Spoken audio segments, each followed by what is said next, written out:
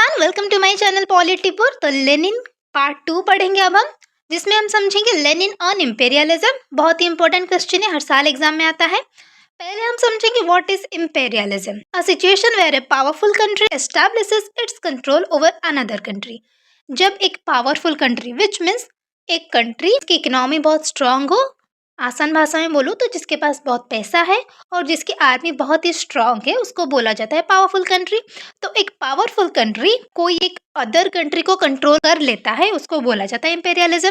जैसे कि पहले हुआ करता था, जब कोई राजा बहुत ही पावरफुल हुआ करता था, कोई एक किंग, तो वो अपने साइड में जितने भी सारे कंट्री थे वो सभी को टारगेट करते थे। या तो वो वीक कंट्री को टारगेट करते थे और उसे एग्रीमेंट वगैरह करके कंट्रोल कर लेते थे। अगर कोई पावरफुल कंट्री होता था तो उससे वो युद्ध करते थे और युद्ध में दूसरे राजा को हराकर उनकी सारी कंट्री के जितने सारे रिसोर्सेस थे उसको अपने अंडर ले आते थे, उसको बोला जाता था इंपेरियलिज्म। लेकिन और एक तरीका भी है इंपेरियलिज्म करने का, जो कि है कॉलोनियलिज्म, जिसमें क्या होता है कि एक कंट्री दूसरे कंट्री में बिजनेस करने के लिए जाता है, उधर फैक्ट्री हो या बिजनेस वगैरह करता है और फिर अपने बिजनेस को बड़ा करेगा।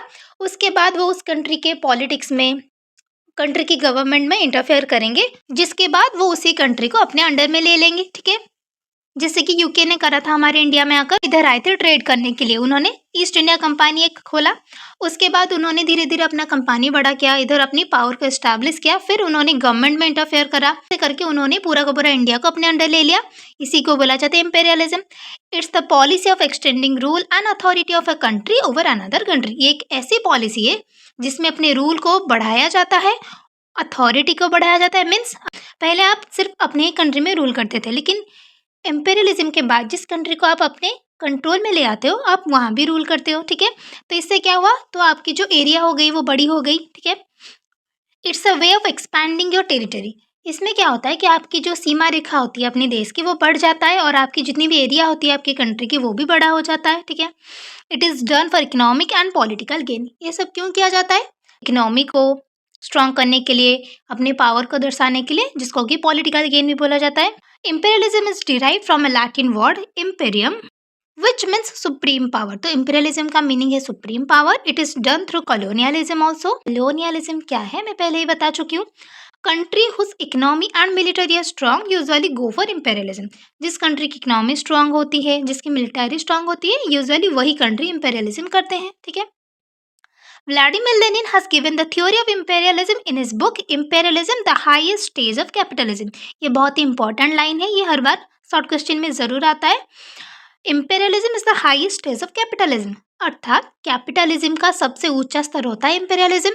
कैपिटलिज्म मीन्स क्या होता है? बिजनेस करना। तो पहले वो आए थे इधर बिजनेस करने, ईस्ट इंडिया कंपनी उन्होंने खोला, लेकिन बाद में उन्होंने क्या किया, पूरी की पूरी टेरिटरी उनके अंडर कर ली।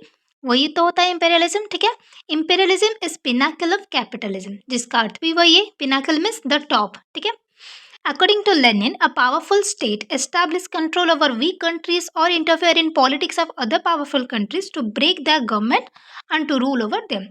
एक पावरफुल कंट्री दूसरे वीक कंट्री को टारगेट करता है, उनको हराता है वॉर में, या फिर अगर कोई पावरफुल कंट्री हो उनके जैसा तो उसके गवर्नमेंट में इंटरफेयर करेगा, उसको तोड़ेगा और फिर अपना कंट्रोल उधर जमाएगा। ठीक है, उसको बोला जाता है imperialism. After having control, powerful states started draining wealth and resources from colony country. पहले वो अपना कंट्रोल जमा लेंगे, पूरा का पूरा गवर्नमेंट उधर बैठा लेंगे अपना, फिर उस कंट्री का जितना धन होगा, मिट्टी के नीचे जितने भी सोना वगैरह होगा, वो सब का सब अपने देश में ले आएंगे। And they started exploiting people. और दूसरे कंट्री मीन्स जो कॉलोनी कंट्री होगा, जिधर उन्होंने अपना कंट्रोल जमाया है, उस कंट्री के लोगों को वो एक्सप्लॉइट करेंगे। मीन्स उन्होंने जो फैक्ट्री वगैरह उधर खोला है उसमें उनको काम देंगे, काम करवाएंगे, लेकिन पैसे के नाम पर बहुत ही थोड़ा कुछ देंगे या फिर देंगे ही नहीं, ऐसा करेंगे।